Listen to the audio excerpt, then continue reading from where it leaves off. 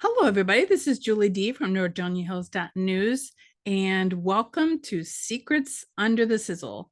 This is a fictitious story that I wrote about two sisters who own a steak restaurant, and I am going to read it to you. Let me pull it up on here. So, this is chapter 6, the 50th Treeville Harvest Festival and the Lone Figure. And again, this is the 6th chapter in our fictitious story called Secrets Under the Sizzle, set in Treeville, Ohio. All of these chapters are on our website, NordoniaHills.news. This year, the 50th Treeville Harvest Festival is brimming with vibrancy.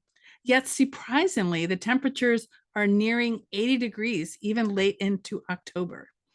Earlier in the day, a competition for the most creative costume took place, and the winning ensemble was ingeniously crafted from homemade dog biscuits. However, the victor had to abandon their unique attire on the spot when 3 neighborhood dogs broke free from the owners and started tailing them closely. Meanwhile, children in their costumes were running around, their laughter echoing through the park, their faces glistening with sweat from the unusual heat. Following considerable deliberation, the Treeville Council decided to scale up this year's festival compared to previous ones. As a result, numerous visitors from outside the town were attracting, bringing along their wallets for thrilling rides and mouth-watering food. The food trucks and ride ticket counters were buzzing with long lines of eager attendees. Some even lost track of which line they were standing in due to the sheer number of people. The steak place is not catering this event this year. Instead, the dynamic duo of sisters, Marcia and Taylor, are taking charge as key members of this year's compact yet energetic committee. Mandy, the head waitress, who usually relishes participating in the committee, is struggling with her emotions due to Marco's unexplained absence. She's tormented by the possibility that something dreadful might have happened to him. Choosing to don a somber all-black costume, she's spared from having to force a smile while distributing flyers for the scavenger hunt. Earlier in the week, a truck loaded with apples misjudged the height of the Pledge Road Bridge and collided with it, despite the clear signage indicating the bridge's clearance. Luckily, the apples mostly survived the mishap, and the driver walked away unscathed. However, the incident sparked a wave of humorous chatter about applesauce on the Treeville Babble Facebook group, keeping the town's social media abuzz with laughter. Richard Dunning, the founder and head writer for Vaporville Sports Talk, is decked out in a vibrant costume honoring the Vaporville Spitaliers. Vaporville is the largest town near Treeville.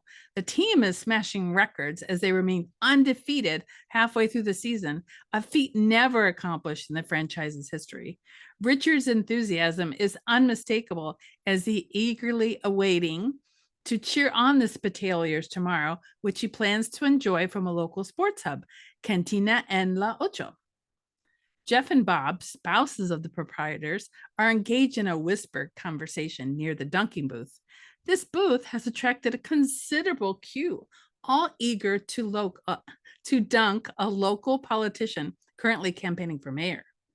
Temporarily setting aside his picket sign, he's participating to contribute to Treeville Chamber of Commerce's local scholarship fund. I can't help but worry about our recent trip to the lake, confessed Bob. What if he pops up? Jeff reassured him.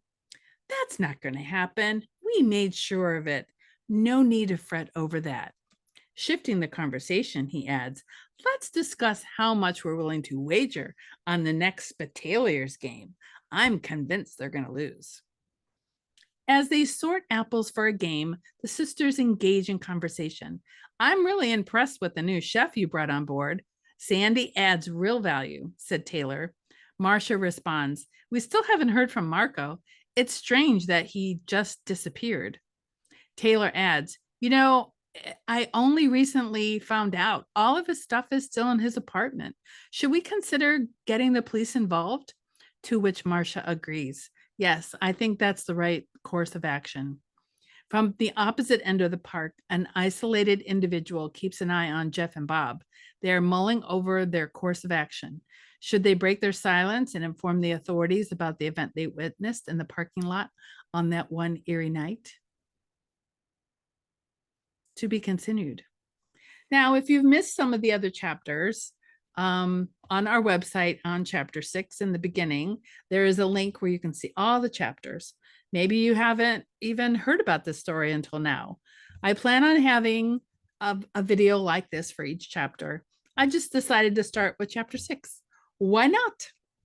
But I'm going to have to start getting the back chapters on video / audio as well. Thank you for listening or watching.